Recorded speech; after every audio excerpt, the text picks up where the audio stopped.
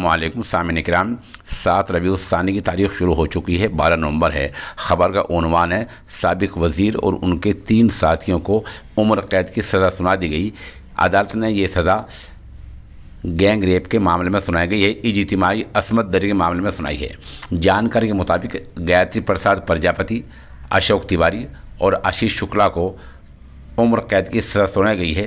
तीनों लोग gang rape और पोक्सो एक्ट की दफात में मुजरिम करार दिए गए थे। इस मामले में विकास वर्मा, अमरिंदर सिंह उर्फ पिंटू, चंद्रपाल, रूपेश्वर उर्फ रूपेश को बरी कर दिया गया था। गायत्री प्रजापति पर क्या था इल्ज़ाम? समाजवादी सरकार में गायत्री प्रसाद प्रजापति खनन के वज़ीर रह चुके हैं। गायत्री प्रसाद और 6 दीगर लोगों पर चित्रकूट की एक खातून ने अपनी नाबालिग बेटी के साथ इज्तिमाई असमत दरी का इल्ज़ाम लगाया था।